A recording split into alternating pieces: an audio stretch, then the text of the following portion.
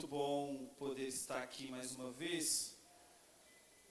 Quero te convidar a abrir comigo a sua Bíblia em 1 Coríntios, no capítulo 3. Primeira epístola de Paulo aos Coríntios, no capítulo 3.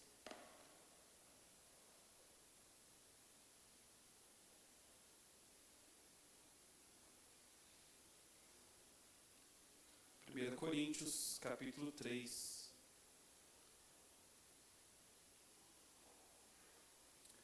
A partir do verso 4.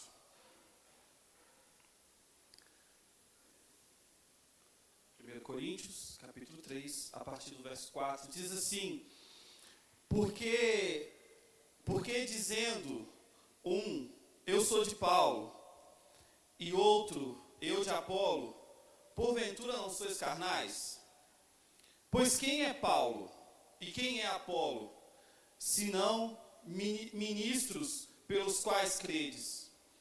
E conforme o que o Senhor deu a cada um, eu plantei, Apolo regou, mas Deus deu o crescimento.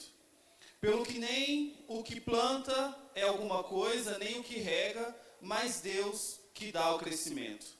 Ora, o que planta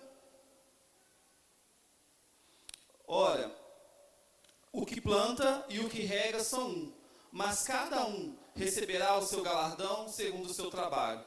Porque nós somos cooperadores de Deus, vós sois lavoura de Deus e edifício de Deus. Que Deus possa iluminar os nossos corações durante esse tempo. Irmãos, eu quero então falar aqui nessa noite através desse tema que foi proposto. Eu confesso que esse texto de 1 Coríntios, é um texto bem difícil. Eu olhei e falei, meu Deus, porque Paulo aqui, ele está sendo o pastor lá do B, né? Ele está sendo o pastor que está dando cajadada nas suas ovelhas, se assim a gente pode dizer. A verdade é que a primeira carta a Coríntios é uma carta difícil para uma igreja difícil. Para uma igreja que estava passando por vários problemas, de todo tipo, moral, espiritual. E então, quando eu olhei esse texto, eu falei assim, nossa, Deus está querendo me ensinar algo aqui também, nesse momento. Eu quero falar então que entre a semente e a colheita, nós somos chamados para regar. Entre semear e colher os frutos, eu e você somos chamados para regar. E regar a partir da vida desses homens de Deus aqui. Homens que marcaram uma igreja. Quando nós olhamos para a história do nosso país, nós vemos que certos líderes, durante toda a história, eles tiveram projetos, intenções, fizeram coisas que deixaram marcas profundas na nossa memória, sendo elas boas ou ruins. Quando nós olhamos lá para os anos 30, nós vamos para a Era Vargas, por exemplo. Na Era Vargas nós temos então os direitos trabalhistas ali acontecendo. Depois, e direitos esses que os trabalhadores gozam deles até hoje. Quando nós passamos 20 anos depois, nos anos 50, nós vemos então Juscelino Kubitschek. Juscelino Kubitschek, é aquele homem tecnológico, da tecnologia da época, que como um grande líder, inspirador para o seu tempo, vai então construir uma nova capital, aonde muitos não acreditavam naquele lugar, um lugar difícil, no meio do nada, mas a verdade é que Brasília é construída. Há 31 anos atrás, aconteceu também aqui no país, por exemplo, o Plano Real, aonde todas as pessoas, aonde os brasileiros e brasileiras estavam então cansados da estabilidade, da inflação que trazia tristeza, que trazia incerteza. O Plano Real então é lançado e hoje nós estamos aí vivendo do real até hoje. Eu vou parar por aqui, porque depois dali nós vamos entrando em outros tipos de liderança. Mas a verdade é que esses três que eu trouxe até aqui foram pessoas que trouxeram marcas que nós, de uma forma ou outra, ainda vivenciamos essas marcas. São esses feitos grandiosos que marcam as nossas vidas, que mudam a vida das pessoas. Isso deixa claro para nós que homens e mulheres, eles podem plantar ideias, eles podem erguer cidades, eles podem elaborar e construir as suas estruturas, porque isso é dado a nós. Deus nos deu inteligência, Deus nos dá esse poder para que a gente possa legislar, para que a gente possa liderar pessoas. Mas Paulo, quando ele escreve a carta de Corinto, ele nos lembra de uma verdade que ultrapassa toda a humanidade, que muitas das vezes, no alto da nossa liderança, muitas das vezes no alto daquilo que nós queremos fazer, nós acabamos esquecendo que é Deus quem dá o crescimento. Paulo pode plantar, Apolo pode regar, mas é Deus quem dá o crescimento. Nós podemos reconhecer o valor daquilo que os homens realizam, mas toda obra humana, ela tem os seus limites. O homem, ele pode ir apenas até um lugar. Brasília pode se tornar uma terra seca. As leis, elas podem ser falhas, podem também nos prejudicar. Os planos econômicos podem também ruir. Mas aquilo que Deus faz, nós precisamos entender. Aquilo que Deus faz crescer é para sempre. As coisas que Deus faz, dura para todo sempre. Amém, queridos? Você crê nessa verdade? Que as coisas que Deus faz, dura para sempre? Nessa noite, nessa campanha de oração, nós somos chamados, então, não a olhar para os feitos de homens, mas nessa noite, nós somos convidados a olhar para o agir de Deus, o Deus vivo, o Deus ressuscitado que as crianças nos lembrou aqui nessa noite. Esse Deus que é capaz de transformar, então, as nossas sementes em colheitas, transformar o nosso luto em alegria, a nossa oração em vitória. Essa precisa ser a nossa certeza nessa noite. E aqui é aquilo que a palavra de Deus vai nos conduzir para uma realidade muito maior daquilo que eu posso pensar, muito maior do que aquilo que eu possa fazer, a algo que só Deus pode realizar. Só Deus pode dar vida, só Deus pode sustentar, só Deus pode sustentar o crescimento, só Deus é que pode gerar frutos esses que vão permanecer para sempre.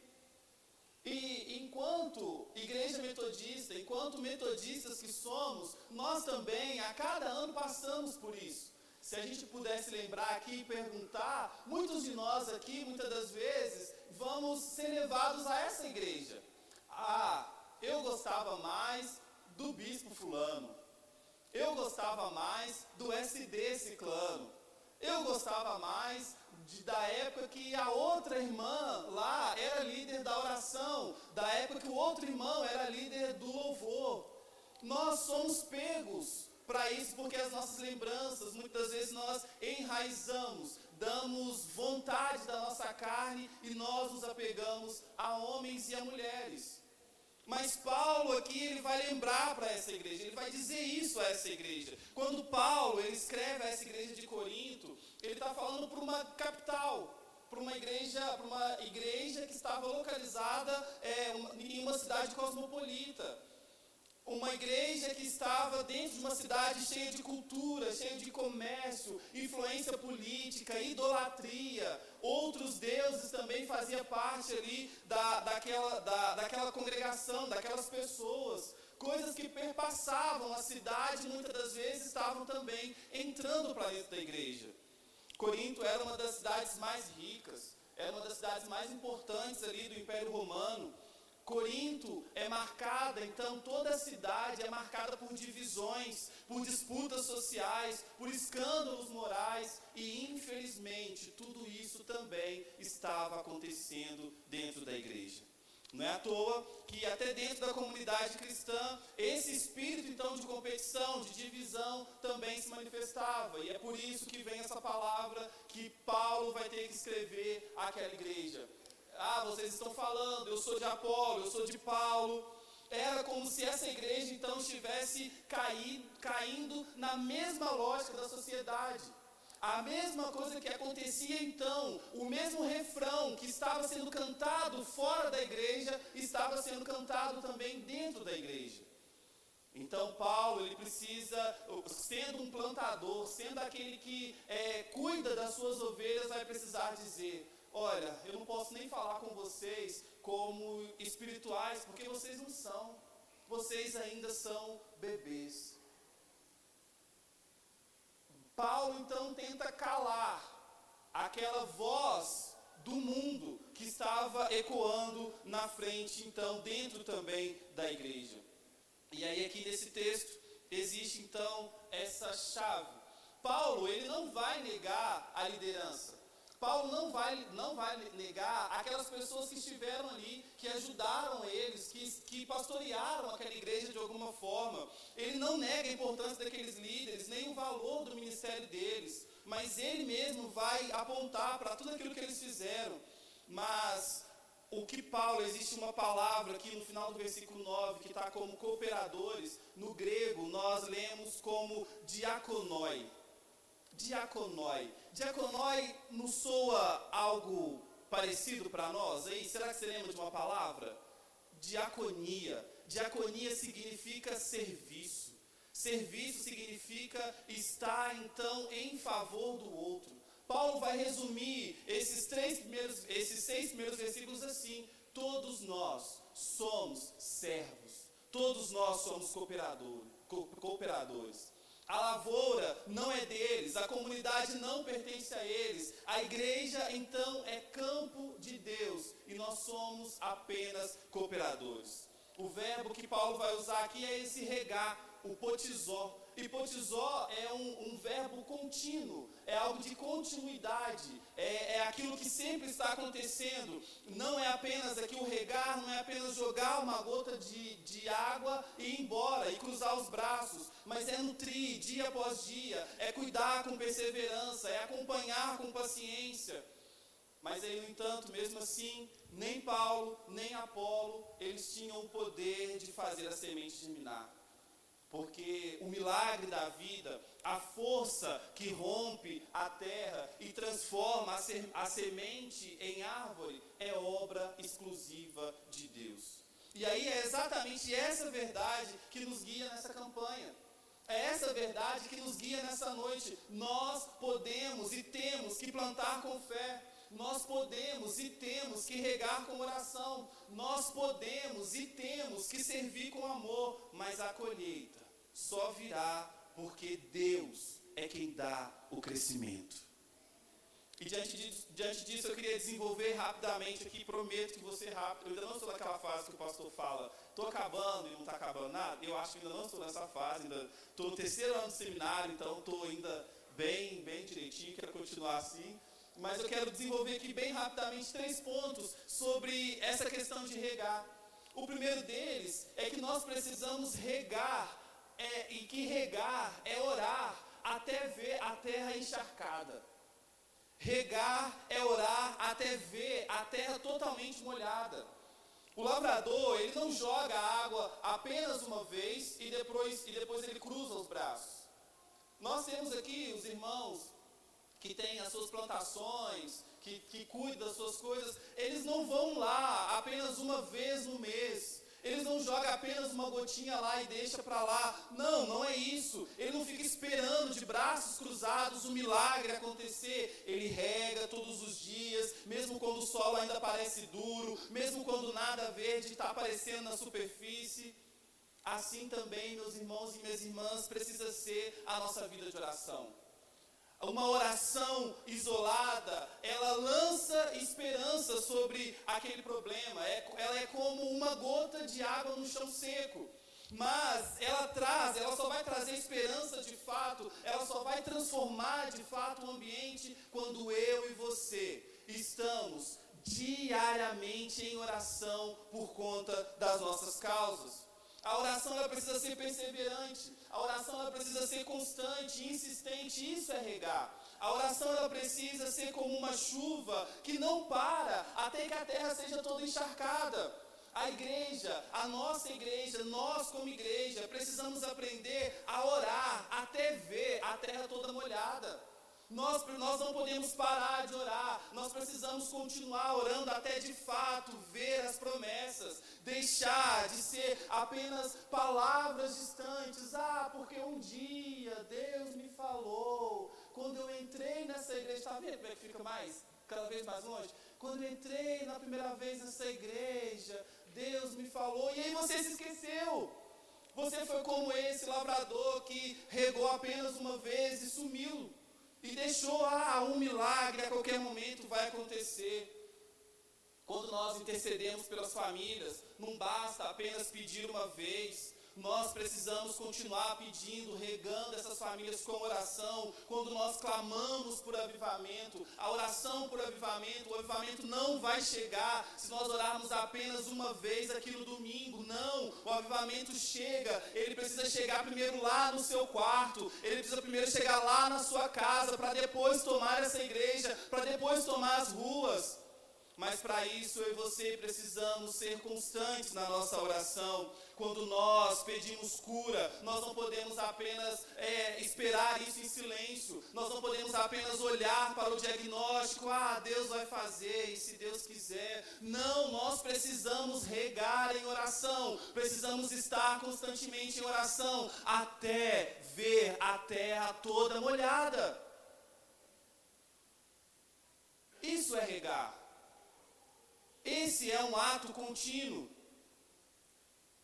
Bill Johnson, ele costuma dizer que a oração perseverante não é tentar convencer Deus a agir, não, pelo contrário, mas é manter o coração alinhado, é alinhar o meu e o seu coração, o meu e o seu espírito com o céu, até que o céu então irrompa a terra.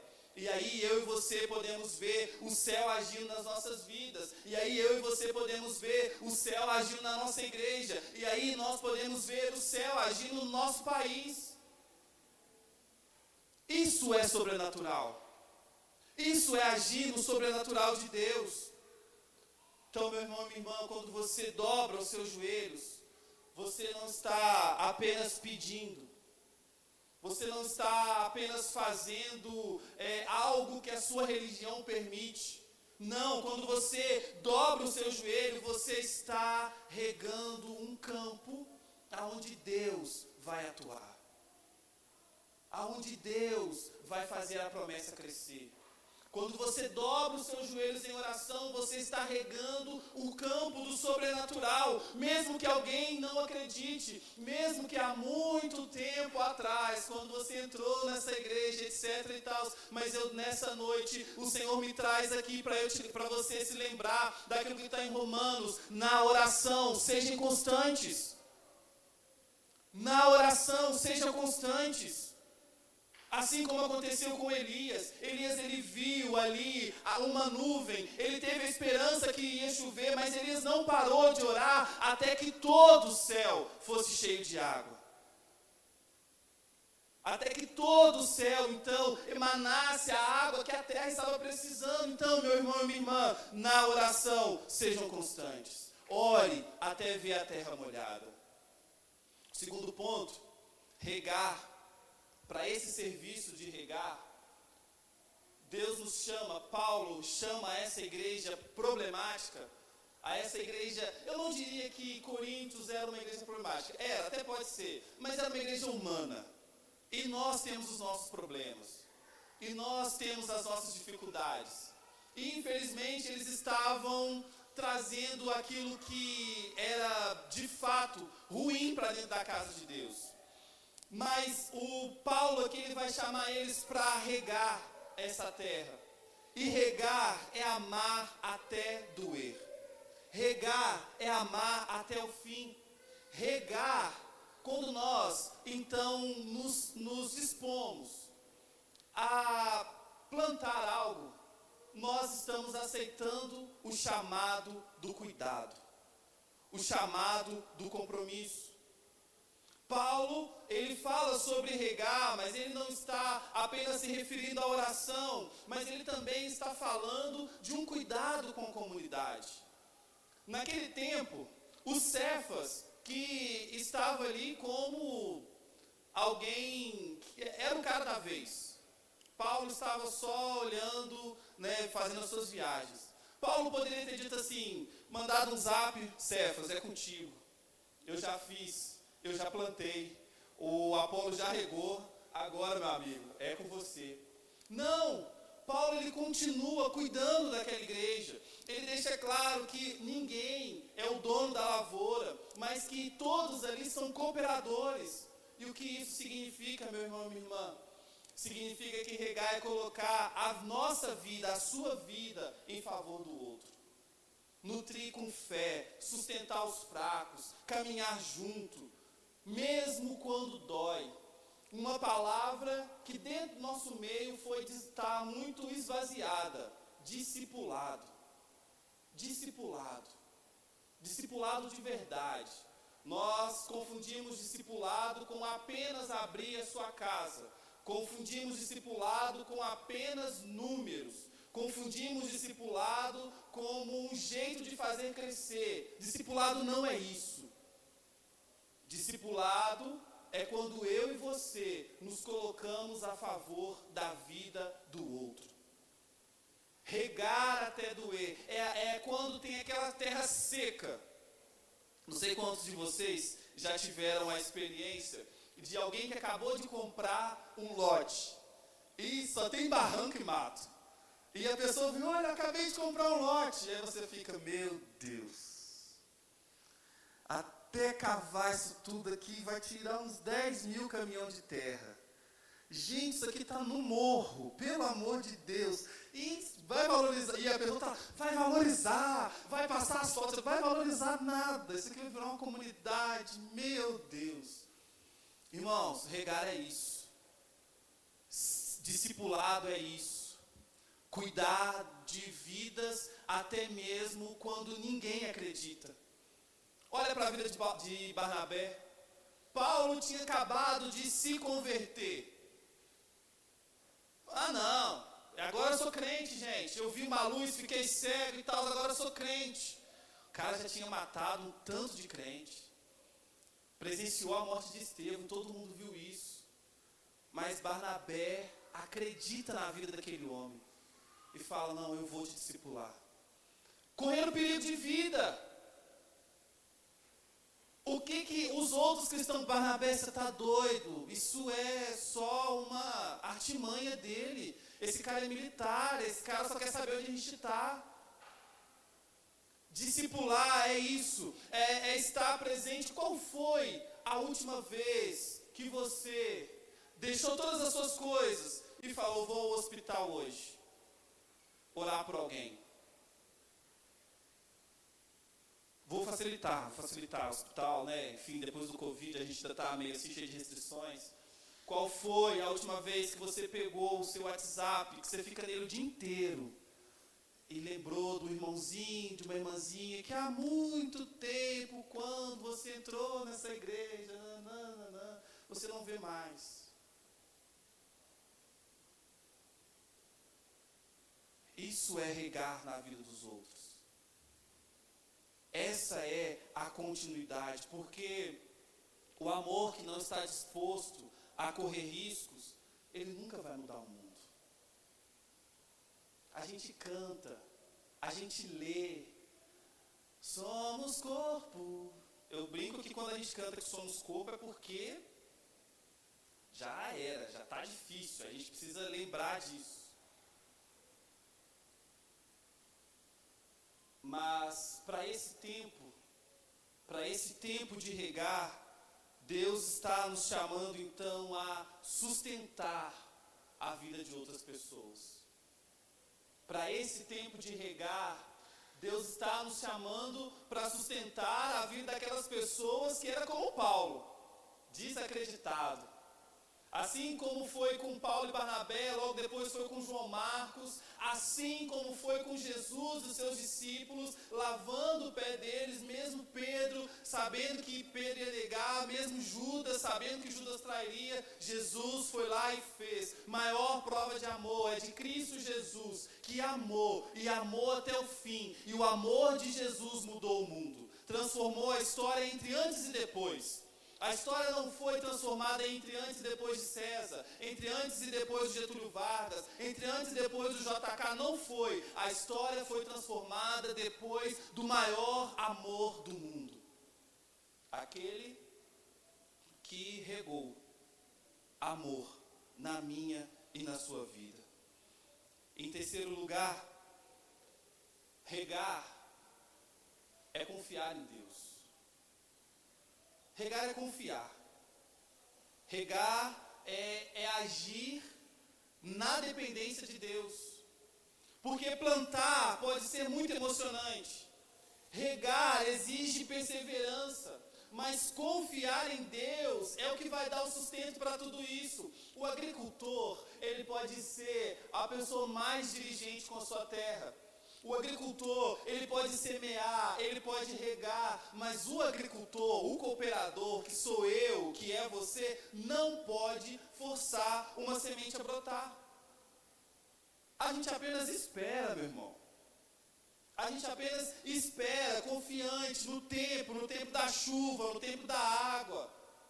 Assim precisa ser conosco, acreditar que o crescimento vai vir de Deus. E Paulo vai dizer, eu plantei, Apolo regou, mas Deus é quem dá o crescimento. Isso significa que mesmo regando com toda a dedicação, mesmo orando com fé, mesmo se dedicando para a vida de uma outra pessoa, o resultado não depende de nós. O verdadeiro crescimento vai vir do Espírito Santo. E o que eu quero dizer com tudo isso é que para eu e para você pararmos de confiar na força do nosso próprio braço.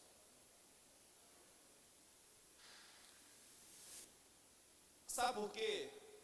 A gente pode cair no erro daqueles que vão dizer, Senhor, no seu nome eu orei.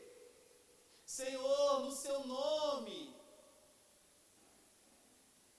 Eu lembro, aqui nessa igreja, nós estávamos em um intercâmbio com o pessoal de Contagem e nós estávamos conversando sobre qual é o seu maior medo. Nós estávamos perguntando isso, qual que é o seu maior medo? E alguém disse isso, olha, o meu maior medo é, no final de tudo, eu não ser conhecido. E a gente, não ser conhecido? Como assim? Você quer ser famoso? O que está acontecendo? Não ser conhecido no céu. Chegar diante de Deus e por um ativismo, a igreja de Corinto era uma igreja ativista. Por um ativismo, eu sempre fiz, eu, e você se perdeu. A sua semente não deu muita coisa, não deu nada na verdade. Mal, uma árvore que fez uma sombra para você se orgulhar e dizer, olha que árvore bonita que eu plantei. Meus irmãos e minhas irmãs, amar, servir, interceder, regar, tudo isso vai exigir muito esforço. Mas o segredo é este, o segredo, o que fecha então aqui esse capítulo 3 é isso, que nós não carregamos o peso da colheita, porque o peso da colheita pertence a Deus. Nosso papel é regar com fidelidade, sermos fiéis, sermos crentes de verdade, homens e mulheres de oração, homens e mulheres que vão atrás das outras pessoas e discipulam com verdade, homens e mulheres que não confiam na força do próprio braço, mas confiam na força da voz de Deus. Da voz de Deus, porque foi a voz que fez todas as coisas. A voz do Senhor faz calar, a voz do Senhor faz nascer, a voz do Senhor, essa é a voz que nós precisamos confiar. É sobre isso que Paulo está falando para a igreja de Coríntios. Por isso, regar também é descansar, regar é entregar, regar é confiar. Não estou falando sobre abandono, mas eu estou falando sobre dependência. Dependência. É dizer, Senhor, se o Senhor não for, não tem como ir. Quando Moisés diz isso, Moisés não está desafiando a Deus, Moisés está sendo dependente de Deus. Se o Senhor não for, Deus, eu não confio em mim. Se o Senhor não for, eu não confio na força do meu próprio braço. Porque pode ser que dê muito bom e eu vá me exaltar. Era o que estava acontecendo com a igreja de Corinto. Seguir regando é ao mesmo tempo acreditar que o invisível, que o sobrenatural já está acontecendo no selo da promessa, no solo da promessa. E isso para nós também é muito wesleyano, é muito metodista. Lembra da nossa doutrina sobre a graça preveniente, a graça de Deus que vem antes de qualquer decisão nossa, de qualquer ação nossa, não é coercitiva. Não estou falando aqui sobre predestinação, não é isso. Eu estou falando que Deus está agindo, Deus vai com a gente. Só que nós precisamos depender de Deus. Irmãos e irmãs, Paulo ele vai encerrar então esse capítulo com essa revelação poderosa. Não sabeis vós, versículo 16, que vocês são santuário de Deus e que o Espírito de Deus habita em vocês? Depois de falar sobre plantar, sobre regar, sobre confiar no crescimento que só Deus pode dar, Paulo ele vai ampliar a visão daqueles irmãos. Olha, nós não somos apenas lavoura, nós somos templo de Deus. Deus também está conosco, ou seja, não é apenas regarmos a terra por fora, não, nós mesmos, nós somos o terreno aonde Deus habita, aonde o Espírito de Deus age, aonde a graça de Deus se manifesta, e aí isso muda tudo. Porque nós não confiamos no nosso regador, da nossa água própria. Nós confiamos que somos templo de Deus, que Deus habita em nós e de nós jorra água viva, água do Espírito. Eu quero então, por mais que pareça que não, eu quero te animar a continuar regando. Por mais dura que talvez essa exegese do texto nos mostra, aqui um Paulo, pastor, meio bravo. Eu quero continuar te animando a regar em oração, porque até que a terra seja molhada pela presença de Deus. A continuar regando em amor, porque cada vida, cada semente precisa de Deus, precisa dessa gota do Espírito Santo que você pode então jogar, lançar na terra de alguém. Continue regando em confiança, porque a colheita virá no tempo certo, e essa colheita será para a glória de Deus. Continue sendo essa comunidade profética, essa igreja aqui profética, dizendo que nós não somos apenas lavouras, mas de fato nós somos templo do Espírito de Deus, que nós somos parte dessa colheita, de uma colheita que não tem fim, que tudo em nós é através dele, é por ele e para ele. Amém, queridos? Existe uma música que eu gosto muito, de uma banda que eu gosto muito, que diz sobre isso, que homens vão e vêm, mas ele permanece eternamente. Homens vão e vêm, mas ele permanece eternamente. Isso quer dizer que eu e você vamos ir e voltar, mas a palavra de Deus permanece eternamente. Seja aquele, seja aquela, disposta, disponível a regar fé na vida de outras pessoas, a regar o amor de Deus, o amor infinito na vida de outras pessoas. Quero dizer também sobre os seus planos pessoais, sobre a sua casa, sobre a sua família, sobre o seu trabalho. Continue regando até ver essa terra molhada. Não desista. Na oração, sejam constantes.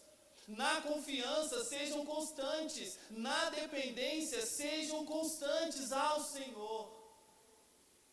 Porque muitas vezes nós chegamos a Deus com o nosso choro. Deus, eu fiz. Deus, eu já falei. Deus, eu já E aí você despeja tudo em Deus. Na hora que Deus queria falar, você já levantou do seu momento de oração e você não deixou Deus falar, Deus te dá a estratégia. É isso que Paulo está dizendo para essa igreja. Que essa palavra possa ter te encontrado. Que essa palavra possa ter feito sentido para você nessa noite.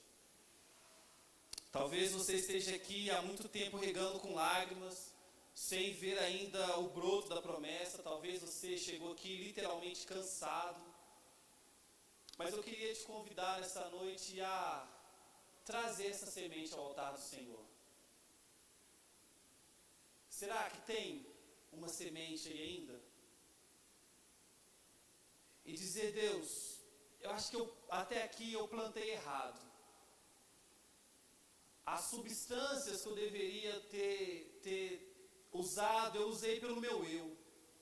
Mas eu quero entregar ao Senhor essa semente e pedir, me ajuda a regar essa semente com fé. Queria chamar o Ministério de Louvor. E você pode fazer isso, se você quiser vir ao altar, você venha. Se você quiser ficar no seu lugar, pode ficar. Mas eu só queria que essa terça-feira fosse uma terça-feira diferente. Como todas eu sei que é.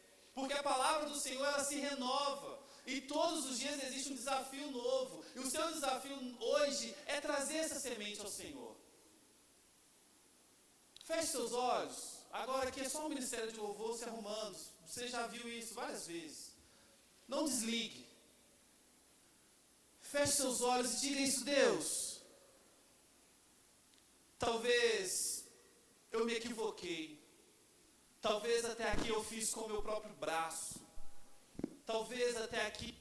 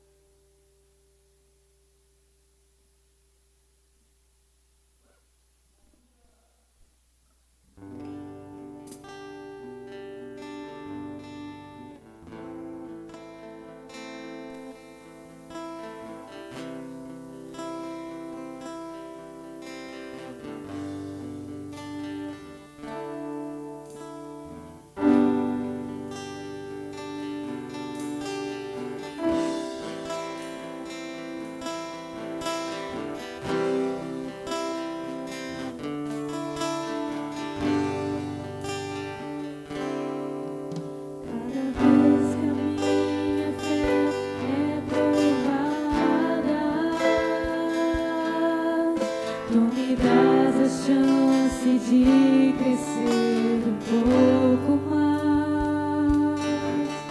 É montanhas e vales, desertos e mares que atravessam e levam pra perto de ti. Minhas provações não são maiores que o meu Deus e não vão me impedir de caminhar. Se diante de mim não se abrir o mar, Deus vai me fazer andar por sobre as águas, rompendo em fé. Minha vida se revestirá do teu poder, rompendo em fé. Pois um dia eu vou ver o sobrenatural. Vou lutar e vencer, vou plantar e colher. E a cada dia eu vou viver, rompendo em fé. convidar a se colocar em pé.